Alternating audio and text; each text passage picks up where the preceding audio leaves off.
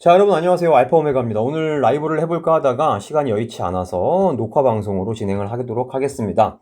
자, 본 영상은 투자 권유 목적이 아니며 정보 제공을 위한 것입니다. 영상에서 언급되는 모든 분석은 개인적인 의견일 뿐 실제 투자 손실이나 이익에 대한 어떠한 책임도 지지 않습니다. 참고해 주시고요. 첫 번째는 노스로쿠르먼입니다. 제가 얼마 전에 처음으로 리뷰를 했었는데 어떤 뉴스가 나왔냐면 9월 11일 날 뉴스고요. B-21이라고 하는 폭격기가 있는데 얘들 6세대 폭격기입니다. 미국.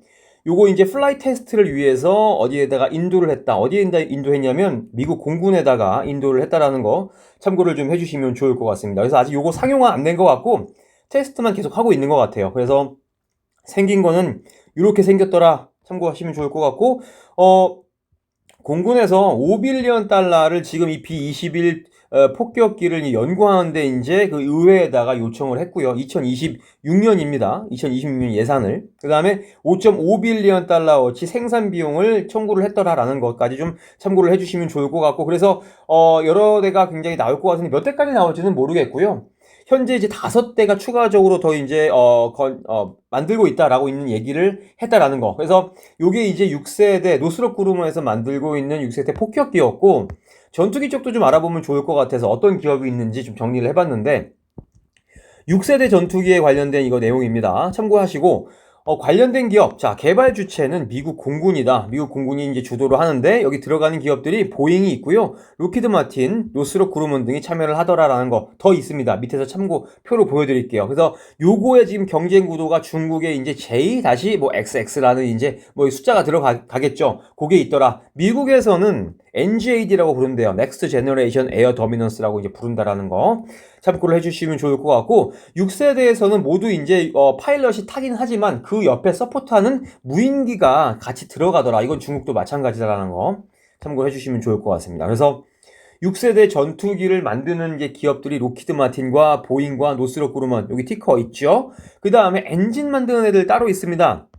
여기 보시면 프라이드 휘튼이라고 해갖고 레이시온 테크놀로지의 자회사예요. 그래서 여기는 티커가 RTX로 나와 있죠. 그 다음에 제너럴 일렉트릭 에어로스페이스, 요거 지금 얘 두 개가 이제 엔진 개발에 관련된 기업들이다. 그리고 무인 전투기도 사실 뭐 사람이 타는 전투기랑 비슷할 것 같은데 로키드 마틴, 보잉, 그 다음에 또 뭐 있습니까? 제너럴 아토믹스라고 하는 비상장 하나 회사가 있었습니다. 그 다음에 전자전, 센서, 통신에 들어가는 회사들은 요 베시스템즈라고 해서 티커가 BAE예요. 요거 참고를 좀 해주시고, 에스릿 해리스 테크놀로지스가 여기 들어가더라라는 거. 그래서 6세대 전투기에 관련된 기업들을 한번 좀 살짝 정리를 해봤고요.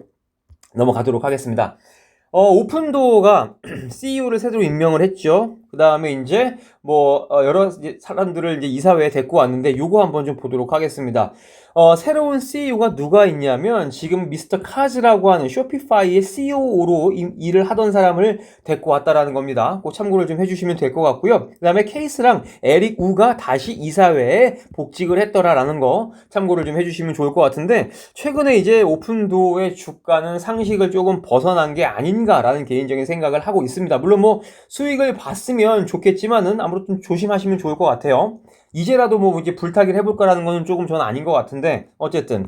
자, 여기 지금 사실 보시는 게, 자, 쇼피파이에서 이제 온 미스터 카즈라는 분입니다. 그래서 카즈라는 CEO가 오픈도어에 들어왔는데, 그러면 이 사람이 오픈도어를 구원하기 위해서 어떤 일을 잘 하느냐, 요걸 좀 참고를 좀 생각을 해보면 좋을 것 같은데, 이 사람이 이미 쇼피파이에서 큰 조직을 이제 매니징을 했고, 큰 규모의 총 거래액을 지금 다루던 사람이기 때문에, 오픈도 지금 현재 상황이 어떻습니까? 구조도 지금 이제 간소화를 해야 되고 비용을 좀 줄여야 되는 상황에서 이 쇼피파이에서 했던 일을 그대로 오픈도어에서 해주면 좋겠다. 강점이 있으니까 이런 이제 장점이 하나가 있고요.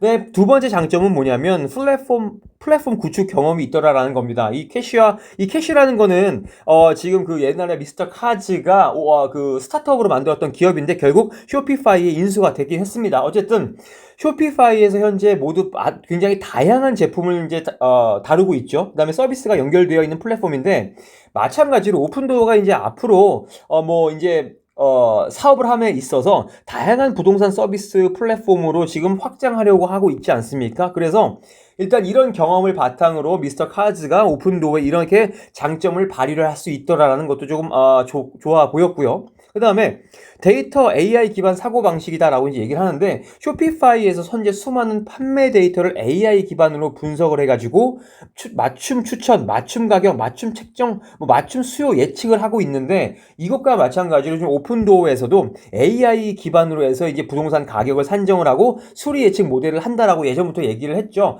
요런 쇼피파이에서 하던 요런 것들이 오픈도어에 도움이 될 수 있겠더라라는 거. 그래서 미스터 카즈가 가지고 있는 장점이 경력이 굉장히 다양하고 오픈도어에 많은 도움이 될 것 같다라고 저는 개인적으로 생각을 했습니다만, 일단은 이분이 부동산 경험은 일단 없는데, 뭐 부동산 경험이 없더라도 지금 여기 뭐 캐리 윌러, 그다음에 에릭 우, 이제 이사회에 있는 사람들이 이거를 서포트를 하겠죠. 저는 개인적으로 이렇게 생각을 했습니다. 참고를 좀 해주시면 좋을 것 같아요. 자, 넘어가겠습니다. 자, 플러그 파워입니다. 플러그 파워는 지금 주가가 1.52달러입니다. 이거 되게 좀 굉장히 위험한 상황인 것 같은데, 살펴보면 플러그 파워가 매출입니다. 이거 매출인데 지난 분기에 174밀리언 달러를 벌었고요. 근데 뭐 한때는 222.2밀리언 달러까지도 벌었습니다만, 현재는 매출이 좀 많이 내려와 있었고, 매출이 내려와 있는데 가장 큰 문제는 뭐냐면, 얘들이 매출이 올라가는 건 좋은데 영업이익이 영업 적자라는 거죠. 그래서 수소를 만들어서 갖다 팔면 적자라는 거예요. 그래서 153.6밀리언 달러 지난 분기에 적자가 났었고요. 이렇게 매출이 많았던 이 분기에는 심지어 영업 적자가 374.1밀리언 달러였다라는 겁니다. 근데 지금 CEO가 뭐라고 얘기를 했냐면, 2025년도에 우리가 매출을 700밀리언 달러를 만들겠다라고 이제 얘기를 했거든요. 요게 가능할런지는 사실 모르겠는데, 매출을 뭐 만든다고 하는 건 뭐 매출이 올라가면 좋죠. 근데 문제는 뭐냐면, 얘네들 보면 지금 밸런스 보면요, 2025년 저번 분기죠. 현금과 단기 투자금이 140밀리언 달러가 있었고요. 뭐 수소를 만들어서 팔 건지 뭐 암모니아 관련된 거 뭐 하면 받을 돈이 236.5밀리언 달러가 있는데, 일단 뭐 현금으로만 보면 140밀리언 달러밖에 없다라는 겁니다. 지난 분기에 영업 손실액이 153.6밀리언 달러였지 않습니까? 그럼 이거는 이론적으로 그냥 생각했을 때는 다음 분기도 버틸 수 없는, 지금 벌써 9월이지 않습니까? 그러면 얘네들 벌써 돈을 다 쓰고 돈이 없어야 되는데, 모르겠습니다. 지금 3분기 실적은 발표를 하지 않았으니까 현재 얘네들이 어떤 상황인지 모르겠지만, 캐시런웨이가 굉장히 짧다라는 건 여러분들이 염두를 해두시고, 뭐 투자를 하시려면 해야 될 것 같다라는 거 여러분들께 좀 말씀을 드리고 싶어서 가지고 왔다라는 거 참고를 좀 해주십시오.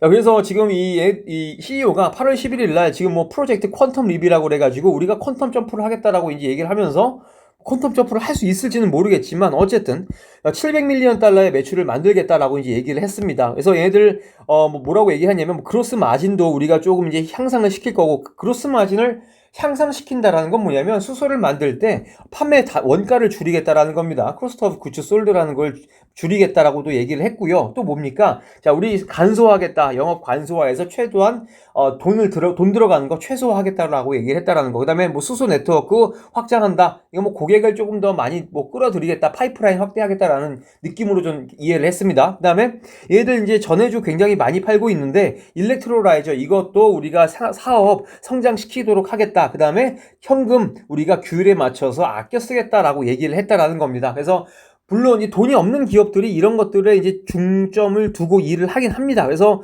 지금 플러그 파워도 이런 것들을 얘기를 했다라는 겁니다. 보시면 2023년도에 매출이 880밀리언 달러였고요. 2024년도가 614. 그래서 2025년도에 700밀리언 달러를 이제 달성하겠다라고 얘기를 하는데, 요거 달성하면 좋은 거고, 그다음에 하나 우려되는 게 뭐였습니까? 캐시런웨이가 굉장히 짧다라는 거 여러분들이 꼭 기억을 해주셨으면 좋겠다라는 거 참고로 좀 해주십시오. 자, 다음 기업입니다. 템퍼스 AI가 어떤 뉴스가 나왔습니다. 어떤 뉴스가 나왔냐면, 그래놓고는 주가가 좀 올라가게 했었는데, 그래놓고 오늘 조금 빠졌어요. 어떤 뉴스였냐면, 템퍼스가 USA FDA 식약처로부터 승인을 받았네, 이래의 뉴스가 나오고 나서 주가가 굉장히 많이 올라갔었는데, 이 뉴스가 어떤 거였는지 여러분께 좀 설명을 좀 드릴게요. 이게 주가가 많이 올라갈 만한 뉴스는 아니었다. 물론 FDA가 승인해준 거는 엄청난 뉴스이긴 한데, 어떤 걸 승인해줬냐? 자, 지금 템퍼스에서 만든 픽셀 디바이스라고 하는 요거에 대한 거를 승인을 해줬다라는 겁니다. 이게 뭔지 한번 좀 볼게요.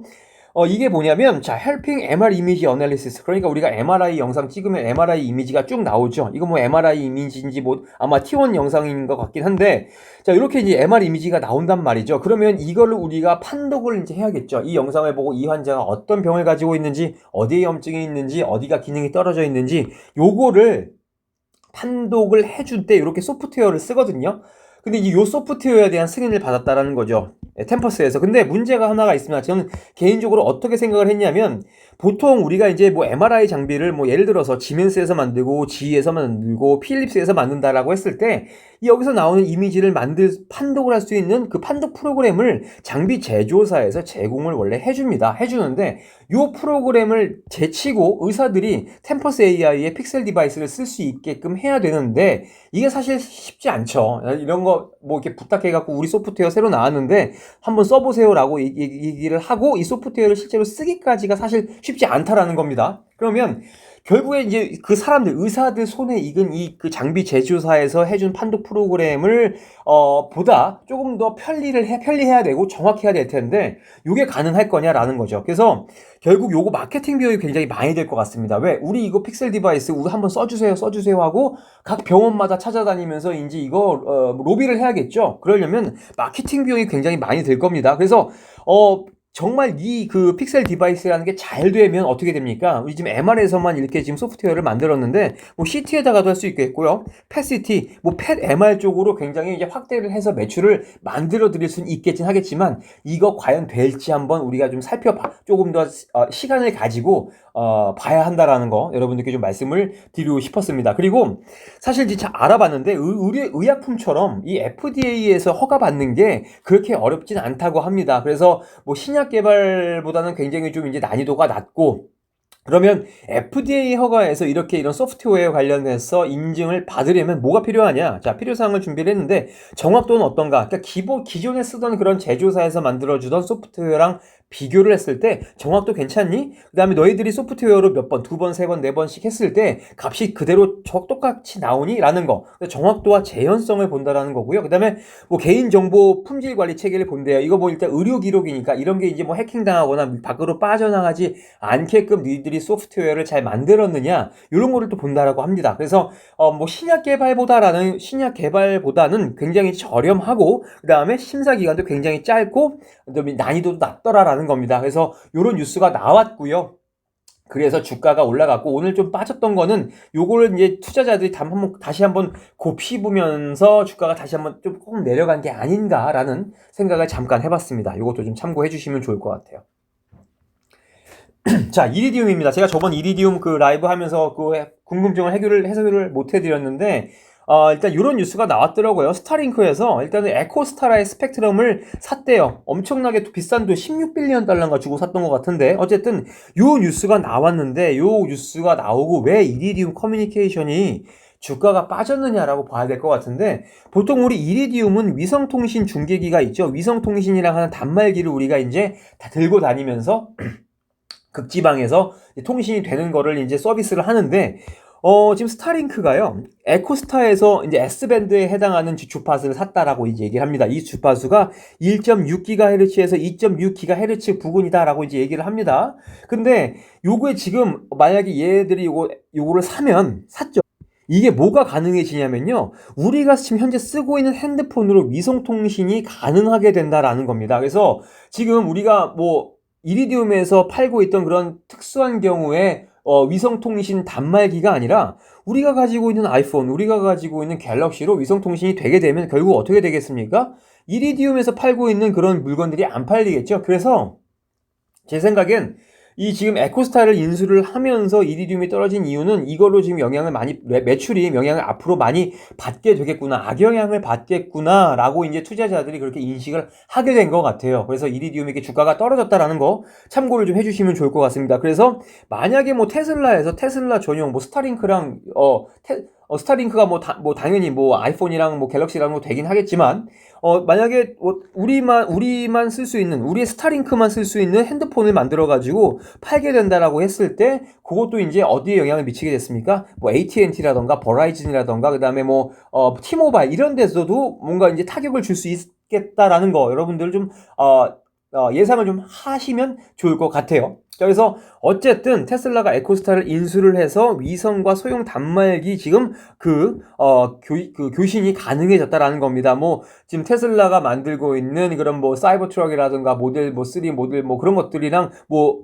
그런 커넥션도 있긴 하겠지만 추후에 휴대폰이랑도 이렇게 연결이 될 수가 있겠더라라는 겁니다. 그래서 이렇게 지금 이리디움이 주가가 떨어졌던 거는 그런 이유 때문에 그런 것 같고요. 모르겠습니다. 이리디움이 아직까지 뭐 이리디움의 그런 비즈니스를 완전히 이제 뭐 먹어버릴 수는 없을 것 같아서 당분간은 이렇게 주가가 좀 유지가 될 것 같긴 하지만 스타링크가 지금 인공위성을 띄우는 속도를 보면 굉장히 무서운 속도인데 앞으로 이리디움에 영위하고 있는 비즈니스를 잠식해 나가지 않을까라는 약간 조금 우려가 됐습니다. 참고를 좀 해주시면 좋을 것 같고요.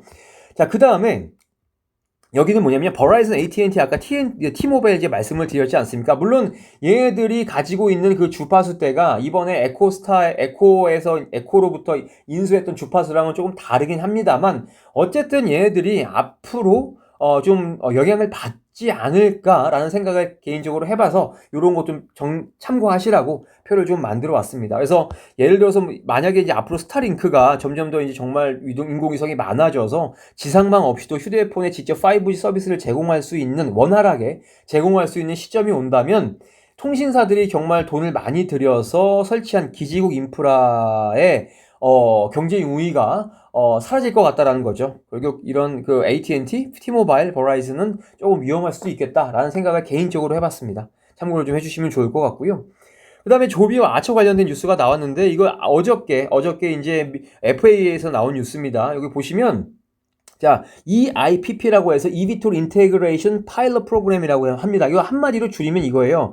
자, 상용화 전 단계에 있는 그런 기체들이 있죠. 그러니까 뭐 터무니없이 정말 안정성이 뭐 담보되지 않은 그런 초기의 그런 eVTOL 말고 뭐 예를 들어서 여기는 조비겠죠. 조비 같은 것들 최종 승인 받기 전에 이거 최종 승인 받으려면 시간 더 걸리니까 그런 거 좀 기다리느니 실증 운항을 제도적으로 좀 허용해주고 빨리 한번 날려보자라는 거죠. 그게 바로 EIPP입니다. 그래서 이게 발표가 되고 나서 조비랑 아처 둘 다 이제 기사가 나왔습니다. 우리가 EIPP라는 프로그램을 통해서 우리가 상용화가 조금 빨라질 것 같아라고 이제 얘기를 했는데 사실 조비는 빨라질 것 같습니다. 아처는 아직까지 이제 뭐 프로펠러 바꿔가면서 아직 제대로 된 기체가 나오지 않은 상황이기 때문에 일단 조비가 좀 빨라질 것 같고요. 종국에는 아처도 좀 빨라지긴 하겠죠. 그래서 얘네 둘이 지금 이제 수혜를 받을 수 있는 뉴스가 나왔다라는 겁니다. EIPP 기억을 하시면 될 것 같고요. 그래서 지금 여기서 이제 뭐라고 얘기를 하냐면요. 자, 모빌리티 비이클, 그러니까 선진 비이클, 그러니까 뭐 eVTOL을 얘기를 하는 건데 eVTOL 관련해 갖고 우리가 악셀러레이터 하자. 이거를 배치를 하는데 조금 가속화하기 위한 게 이 파일럿 프로그램 EIPP다라는 거 참고를 좀 해주시면 좋을 것 같고요. 그래서 요거 지금 이제 민관 같이 한다라는 거죠. 뭐 민은 뭡니까? 조비나 아처 이런 거 되겠죠. 그다음에 관은 FAA가 될 텐데 얘들 힘 합쳐서 조금 가속화할 건데 요거 일단 5개의 파일럿 프로젝트가 있습니다. 이 5개의 파일럿 프로젝트가 뭐냐면 자, 단기간 에어택시 있고요. 그다음에 롱거 레인지 조금 장기간 그런 항공 그런 거 있고 그다음에 카고 화물 있고요. 로지스틱스 앤 서플라이가 있는데 이거는 뭐에 대한 거냐면 이머전시 매니지먼트입니다. 뭔가 위급 상황이 생겼을 때 메디컬 트랜스포트, 그러니까 뭐 장기 이식하거나 환자 운송할 때 빨리 하기 위해서 이런 거 한번 우리가 파일럿 테스트 해보자라고 하는 거고요. 그 다음에 에너지 패실리티 오프쇼어입니다. 그러니까 바닷가 쪽에 이제 떠 있는 그런 에너지 패실리티 쪽에 우리가 뭔가를 이제 배달해야 될 때 이런 것들로 한번 쓸 수 있는 게 있지 않을까라고 하면서 요것부터 테스트를 해보자라고 이제 얘기를 하는 거죠. 그래서 일단은 이렇게 뉴스가 나왔다라는 겁니다. 그래서 요거 얼마 동안 할 거냐면 3년 동안 할 겁니다. 3년 동안 일단 요 파일럿 프로젝트 프로그램 시행을 할 거예요. 그래서 조만간 아마 여러 방면에서 eVTOL이 날아다니는 걸 볼 수 있게 되지 않을까 전 개인적으로 그렇게 생각을 하고 있고요.